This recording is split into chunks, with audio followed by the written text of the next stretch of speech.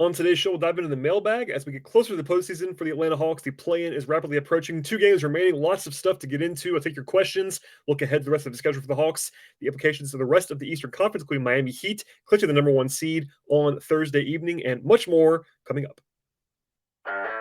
You are Locked On Hawks, your daily Atlanta Hawks podcast. Part of the Locked On Podcast Network. Your team every day.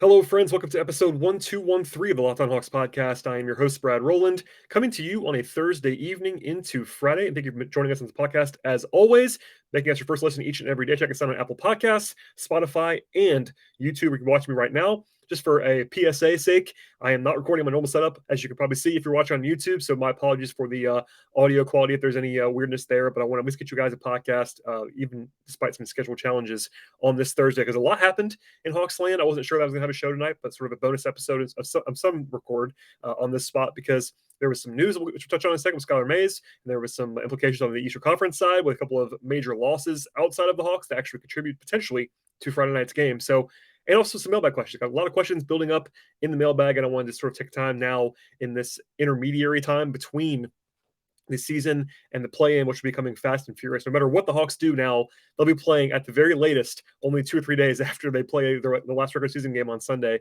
we'll touch on later on the podcast. So plenty to get to on this Thursday evening into Friday, and thank you, as always, for joining us.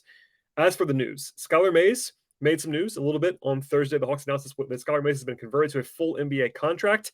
He, of course, has been on a 2-way deal all year long. It's been him and Sharife Cooper on 2 ways. I won't go into the absolute crazy detail on all of this, but the big things of why this matters, I will touch on now. For one, Mays is now eligible to actually appear in the playoffs. That's the biggest reason on the team side why the team would do this, because unlike last year where there was all kinds of weirdness coming out of the pandemic, all that fun stuff, players cannot suit up in the postseason this year if they are still on a 2-way deal. They have to be converted or something else to actually take the floor in the playoffs.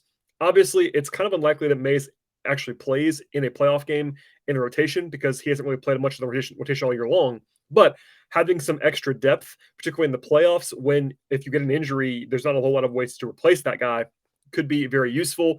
I think we saw last year when Mays was actually in the rotation for quite a while, that he's a pretty solid fill-in type of option.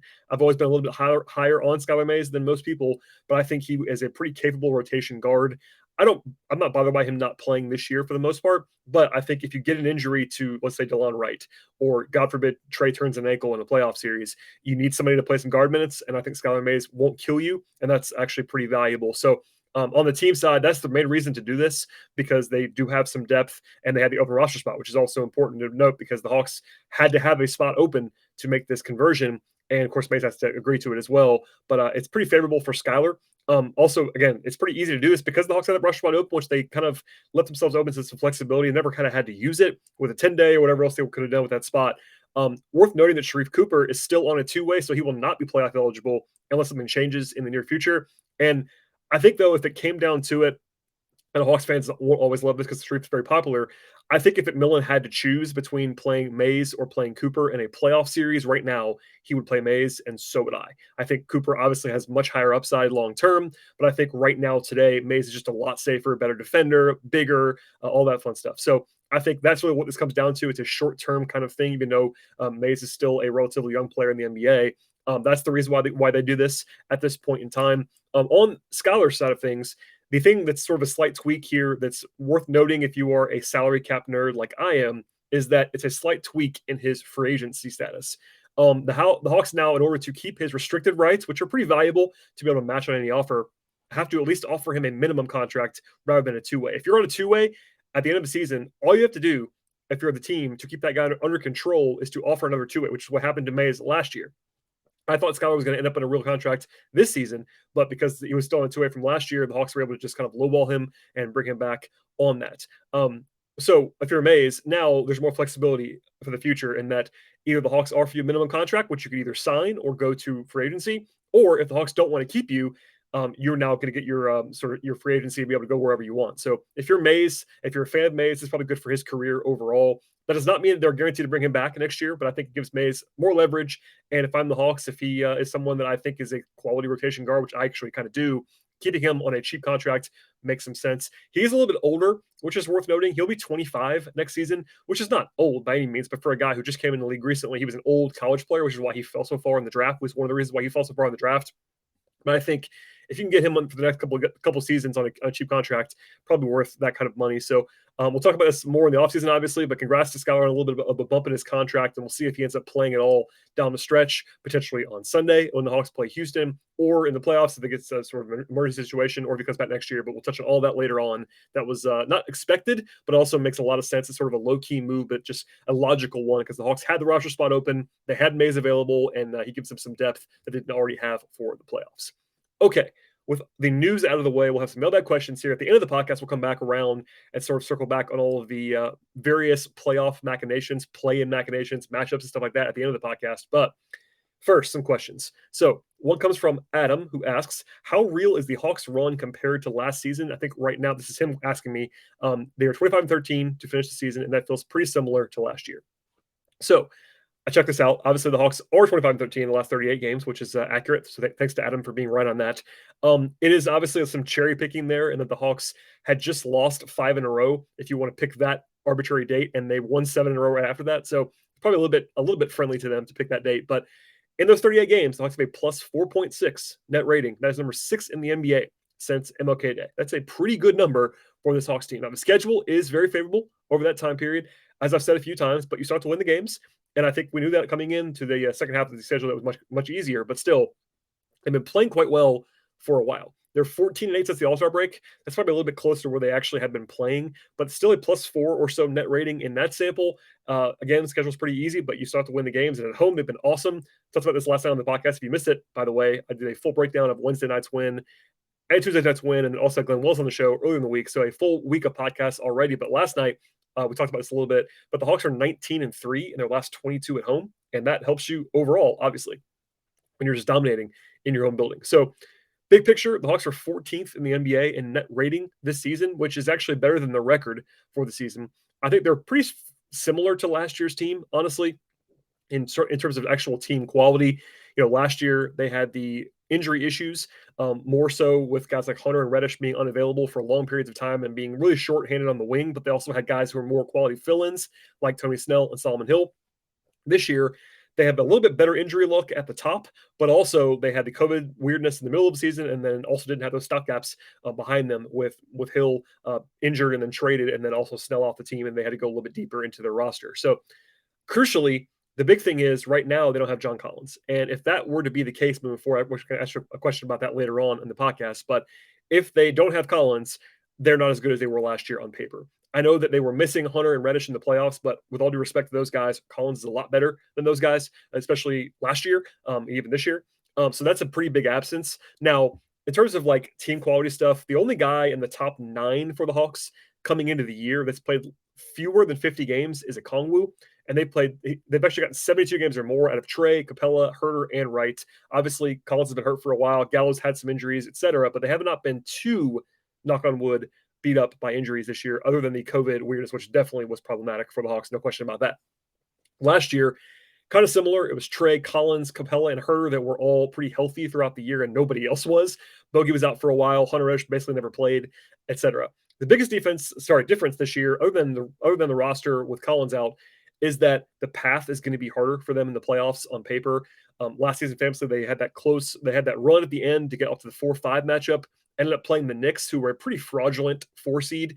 Now, the Hawks still had to win that series, and people have pointed this out, that not a lot of people picked the Hawks in that series. I did pick the Hawks in that series, so I'm not in that group. But nationally, it is certainly fair to say the Knicks were picked by a lot of people to win that series. I never bought it. But regardless, the team they play this year, if they win in the play-in and get into the playoffs, is going to be a lot better than that Knicks team in the first round. Second round, we'll see. Obviously, they beat the Sixers in pretty impressive and upsetting fashion if you are a Sixers fan. But that first round series, obviously a lot easier this time around than it was last year. So if you're trying to figure out if they're going to make a run, I think it's more difficult this year on paper, especially without Collins. If they have Collins back, we'll see. I don't think there's a huge gap between the Hawks and the top teams in the East if they are at full strength, but we'll see how that goes. I think it's pretty fair to argue, though, overall, at this point in time that the Hawks are pretty similar to last season, which should give you some confidence, obviously, because of course they made that run to the conference finals, and not quite the same team without Collins, in particular on defense. I think they definitely missed John in a big way defensively. They missed him on offense too, but especially on defense with Gallinari as being the primary fill-in, nothing really behind that. But that limits their ceiling. But I think if they are at full strength, even without Collins, they're pretty frisky. If they have Collins, they're pretty scary. And I think it's pretty reasonable overall to draw comparisons to last year's team because honestly, player for player, it's pretty similar to what they had on the court last year. Not all the way through, but certainly similar, if not exactly the same. We'll have more, of course, coming on Collins, the rotation stuff, as well as some current standings talk and some scenarios in play late into the evening on this Thursday into Friday. But first, a word from our sponsors on the podcast. The Masters is happening this week. I know in the Southeast, that's actually a huge deal. Tons of national interest as well as international interest. I know I absolutely love the Masters as someone who grew up in Georgia. And with that in mind, BetOnline.net is the number one source for all of your sports betting needs and sports information this year and always. From the latest odds, contests, futures, player props, exotics, and much more, BetOnline remains the best spot for all the latest developments in sports, including podcasts and reviews for all the leagues this season. Of course, not just golf or basketball either. They have honestly all the wagering information you could possibly want, and also live betting, favorite casino games, and much more. And they have odds on all kinds of other sports. That includes baseball, which got underway on Thursday, tennis, auto racing, horse racing, hockey, MMA, boxing, soccer, cricket, entertainment bets, much more beyond that as well. And it's a great time to look at the futures market, both in baseball, with the season now underway, but still World Series options, and et cetera, et cetera. And the NBA, with playoffs are approaching in earnest, there's lots of future stuff as well in the East and the West, and full title odds, et cetera. Head to the website right now at betonline.net on your computer or mobile device to learn more about the trends and the action in the sports world. One more time, that is betonline.net for all of the sports information and stuff that you could possibly want. BetOnline, where the game starts. Okay, next question comes from Todd, who asks, what would your rotation be in the play-in if Collins does not come back? And then if he is back, what about if he can actually play? So if anybody's just catching up on this, the latest update on Collins, not really an update at all. It was pretty much a non-update last Friday, so 6 days ago as I record this. The Hawks said recently that he's been progressing his rehab, which of course is good, from the plantar fascia tear and the finger sprain, but his return is going to be dependent on the upcoming medical evaluation and consultation with medical staff. So basically, no update at all from the Hawks.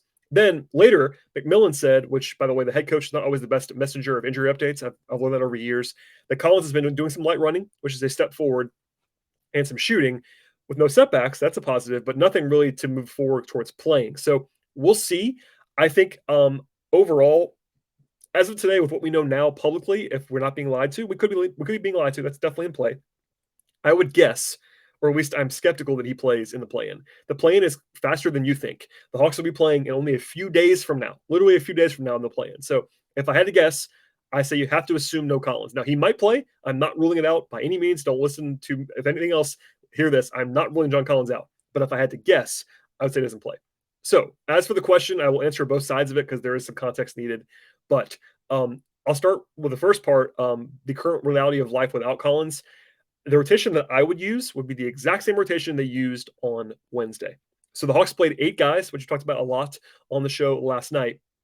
And I think these 8 guys, no matter what, if they are healthy, are locks to play in game 1 or the play-in game or whatever you want to say in the postseason. And that's Trae Young, of course, and DeLon Wright in the backcourt, Kevin Huerter, Bogdan Bogdanovic, DeAndre Hunter, Danilo Gallinari, Clint Capella, Onyeka Okongwu. Those 8 guys who all played on Wednesday, and that was the core rotation on Wednesday, that would be the guys that I would play in a play-in game right now without Collins. I think that would be my rotation, and they must win playoff game, no question. I think that if you're being realistic, and I try to be on this podcast, if I had to guess, I think Nate would play Lou Williams and have 9 guys in the rotation. Of course, Lou was unavailable on Wednesday. We'll see if he plays on Friday, by the way. He's listed as questionable. But even if Lou was healthy, I would not play Lou. That's not a situation where I'm going to be banging on the table for it. I think I can at least see the reasoning why you would play Lou for a few minutes without Trae. Crucially, I would not play him with Trae ever. But if it was up to me, I'd play 8 guys, and it would be the 8 guys that played on Wednesday. If Collins returns, it would be those same 8 guys plus Collins. So I'd play 9, and that's still with no Lou Williams. I think, again, it's not an absolute lock that Nate trims it down. It wouldn't stun me if he played TLC a few minutes. It wouldn't stun me if he tried something else like Lou, of course. He seems to value Lou pretty well. But, Wednesday's game was the first time in a long while that he actually just played the best guys. And I think in the playoffs in particular, famously the Hawks kind of played 10 guys in the Knicks series last year. I was kind of losing my mind about that. He got better later on in the playoffs. I do think that most teams like to trim it down in the playoffs, and for me, it's a pretty sizable gap from my trust level from those 8 guys to everybody else. Certainly Lou seems to be number 9 on the list, followed by maybe TLC in the trustworthy meter. But 8 guys plus Collins would be what I would do to answer the question at this point in time. Just before we get to everything else that's lingering on the podcast, I got a lot of questions about the future stuff, and I'm definitely going to answer them. No question about that in the near future. But I'll just remind you now, this is a podcast that does not go away when the season ends. In fact, I really start digging in very deeply on some certain topics, draft stuff, free agency stuff, contract stuff, payroll, salary cap, all that stuff. So I got questions about DeAndre Hunter. I almost answered a few of those, but I have limited time on this evening. Let's just say Hunter's not playing very well recently, and there's a lot of questions about whether he'll be extended this offseason. My short version on that, by the way, would be that I would not extend him unless it was a super team-friendly offer, like maybe what Herder got, maybe. And let's just say that's not likely in my mind to get done. But I do think that given what he has not proven, and I think there was that stretch last year where he was awesome early in the season, and I was a fan of his in the draft. And I'm not closing the door on Hunter being a good player in the future. But if you look at what he's done for 3 seasons, he's proven less entering his extension offseason than Herder had proven by a lot. I think Herder, obviously, you could argue might be a lower upside player in some ways because of his physical stuff and defensive stuff, etc. But he had proven a lot more and still didn't get a massive contract. It's a pretty good deal for the Hawks in my mind. So that's a short version. I promise you I will touch on Hunter stuff and extension stuff and cap stuff and MLE and draft, all that stuff in the future. But that's my short summary just to say that it's coming. I promise, just not today. Last thing before we get to a break, and then we'll get into the look ahead stuff the rest of the way. The play-in schedule is now available. The Hawks will be playing either on Tuesday, which is the 12th, I believe, of April, or they'll be playing on Wednesday. Tuesday is going to be a 7-8 game in the East. So if the Hawks obviously want to play in that game, if at all possible, if the Hawks were to win their last 2 games, they want to get in that 7-8 matchup, and they'll be playing on Tuesday. If they don't do that and they're in the 9-10, they'll be playing on Wednesday.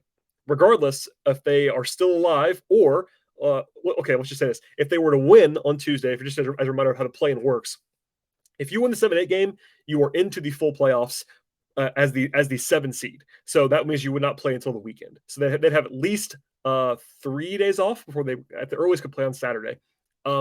If they were to lose the 7-8 game on Tuesday, they would play Friday against the winner of the 9-10 game.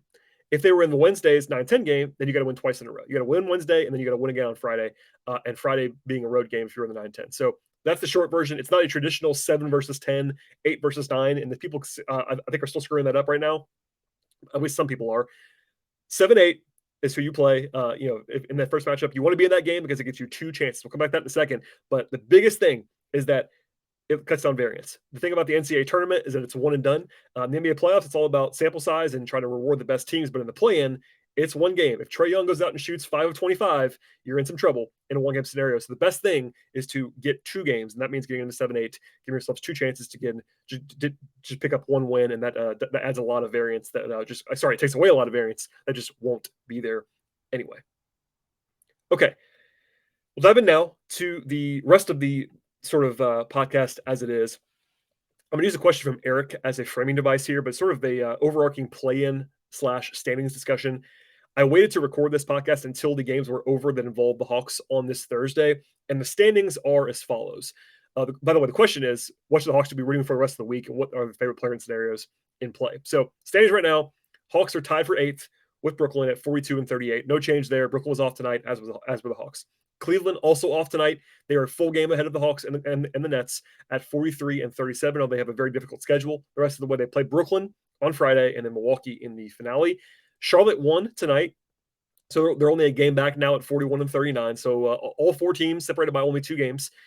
As a reminder, the Hawks tiebreaker stuff, they actually have the 2-way tiebreaker against Cleveland and Charlotte, but they lose it to Brooklyn. So if they were to get in a 2-way tie with Brooklyn, they lose that one. 2-way tie with Cleveland or Charlotte, and they win that one. So best case scenario in terms of what I would say right now is to get to the 7 seed no matter what. Obviously, perfect world, 7 seed against non-Brooklyn is the best case scenario. But honestly, the biggest thing for me, because of what I just said before about Trae Young and the low variance and all that stuff, get to 7, have 2 home games. Because even if you lose a home game in the 7-8, you have another home game in the 9-10. And that, given the way the Hawks have been playing at home, that'd be pretty big. As again, they are 19-3 in the last 22 at home. After that, so one more time, number 7 seed, best case scenario. After that, I think the best case scenario would be the Hawks as the 8 seed against Cleveland as the 7 seed. Now, that may not be likely because Cleveland's not playing well, but they are getting some help. There's some rumblings that Mobley and or Allen could return in the near future. And if Cleveland, even with those guys, I would still rather play Cleveland than Brooklyn and Charlotte. You can certainly debate Cleveland versus Charlotte if Cleveland is healthier than they've been so far, or at least recently. But no matter what, get to the 8 seed, and that's more important than who they play. Worst case scenario, let's just say, to answer the question, would be playing the Nets in the 9-10. Not likely at all, I would say, because I think the Hawks are going to be favored in at least one of the last 2 games, if not both. The Nets will be favored in both of their last 2 games, and you need a lot of losses between those 2 teams to actually play them in the 9-10. So I'm not really worried about that scenario necessarily. I do think in the 9-10 game, if they're playing the Hornets or the Cavs, I would pick the Hawks in that game in a 1-versus-1. But again, one bad night ends your season in the 9-10, so stay out of there if you possibly can. As far as getting out of the play-in scenarios, I think just getting out is the biggest thing. People want to ask me like who you want to play in the first round, and I certainly would say I'll give you the answer. But number one is just get out of the play-in. You can't be too picky because of the way. I guess your penalty for having a bad season so far, at least according to expectations, is that you have to just try to get out at this point. Miami tonight actually clinched the number 1 overall seed in the Eastern Conference, and we'll come back to this in a second because the Hawks play them on Friday. But if the Hawks get at number 8, they're playing the Heat at number 1. Miami is number 1. That is locked in. That cannot change. It's the only thing that can't change right now is Miami number 1. Right now, Milwaukee, by virtue of their win tonight over Boston, is the 2 seed. And I've said before, I'll say it again now, if there's a team that I don't want to play if I'm the Hawks, it's Milwaukee. Now, they could certainly beat Milwaukee if they played a great series. I'm not saying Milwaukee is like in their own tier necessarily or that they're this unstoppable force. They've not been that this season, but because of who they have on the roster, the fact that they have experience, continuity, they have home court, they have Giannis, who I think is the best player in the East, at least in the playoff scenario. Maybe Kevin Durant, you can argue, but one of those guys, certainly a top 2 or 3 player in the Eastern Conference if you want to just be casual about it. And Trey's, by the way, not far behind that. Regardless, though, I wouldn't want to play Milwaukee, but again, if it's like get out of the play-in, which means get to 7 seed by winning the first game, if you see Milwaukee, you see Milwaukee. Just preferentially, I would want to avoid them, but I think in the standings right now, you're the likely opponents for the Hawks in the first round, if they were to get there, would be Miami. Or Miami is definitely going to be one of the 2 options, and then Milwaukee is likely to be the number 2 seed, if I had to guess right now. Last thing on the show before we get out of here is that the Hawks play, of course, on Friday in Miami. And on paper, tough matchup for sure, because Miami playing at home. The Heat, I think, have been a little bit overrated this year by some people. I'm not quite as scared of them as some are, but they're still a good basketball team. They are a well-coached basketball team. They play great defense, etc. But there's some context involved in this one. So they clinched tonight, and actually they needed a Boston loss and a Philly loss to clinch. And if you're being a Hawks homer, you would say that was a great night for the Hawks, even though they didn't play, because there's a chance. I'm not saying that it's definitely going to happen. I saw some Hawks fans celebrating when I tweeted this out. I think Miami could just play their guys. That's in play. I'm not saying it's impossible. They do have one more game off. If they play their guys on Sunday, I'll be pretty surprised. But it isn't a lock that Miami just pedals off here. But it certainly increased the odds that Miami does not play their best players on Friday. At the moment, the injury reports are as follows. The Hawks have Lou Williams as questionable after he missed the game on Wednesday, and Collins, of course, is still out. Gallo and Bogdanovic are not listed at all, which is a very good sign. Both those guys have been on the injury report a ton recently, so I'm not sure if that's just like intentional progress, but regardless, those guys are not on the injury report and will presumably play on Friday. The Heat are currently listing Dwayne Dedmon, old friend, Caleb Martin, Gabe Vincent, Markieff Morris, and Omar Yurtseven as questionable for the game. PJ Tucker, who's one of their better defensive players, of course, is out. They're not, at this moment, Thursday evening late, listing Butler or Hero or Bam Adebayo or Kyle Lowry, any of those guys on the injury report. Now, they could pull the plug, and that would not surprise me at all. But right now, that's where the scenario lies. If the if the Heat play their guys, which I don't think you can assume, but if they play their guys, the Hawks will probably be underdogs in the game. In fact, right now at BetOnline, our friends over there, the Hawks are 2-point underdogs in Miami. That is building in a little bit of fear, I think, if you're the sportsbook side, that Miami might pull their guys. Because I think if the Hawks were facing a Heat team that had to win, that line would probably be like 4.5, something like that, maybe 5. So they're building it in a little bit, but at this moment, right now, today, the Hawks are slight underdogs in that game. Obviously, if they were not to play Butler, Adebayo, or Lowry, or any combination of those 3 guys, the Hawks probably become favorites in the game. But Atlanta needs this game, and Miami does not. So that's important to note. If the Hawks go out and win the last 2 games, they're in a great spot. And of course, Houston is waiting on Sunday. Nothing is guaranteed in the NBA ever. Nothing is guaranteed in the NBA ever. But of course, even on the road, Houston's a team that the Hawks should beat if they show up and play reasonably well in the finale. So I've said a lot, but at the moment, the Hawks are in a pretty good spot. Part of that is that they finished the season so strong, playing especially at home, but winning a bunch of games. As I talked about before, they are now 25-13 in the last 38 games, and that really matters. So all that said, I think you're probably feeling good right now if you're a Hawks fan, both in terms of matchup stuff and first round stuff and the way they've closed the season. It is a tough road, as I said a couple times on this podcast already, but at least there is hope. Midseason, I feel like the Hawks were going to have this season end on Sunday or maybe Tuesday, and I think there's a lot of optimism now they could be playing for a couple more weeks at least. So that's a positive. We'll have more on the game on Friday after the game, as always on the show. Please subscribe to this podcast on Apple Podcasts or Spotify. YouTube is also getting a little bit closer to the goal of 1,000 subscribers in the near future. So thank you for that. But please share this podcast, spread the word for us, get us some extra views and subscriptions. That really helps the show grow. Reviews are also very nice on Apple Podcasts and ratings, etc. Also follow us on Twitter at Locked On Hawks. Follow me on Twitter at BT Rowland. Thank you for listening to this relatively short podcast on a Thursday into Friday, and we'll be back again in about 24 hours, breaking down everything from Hawks Heat. We'll see you then.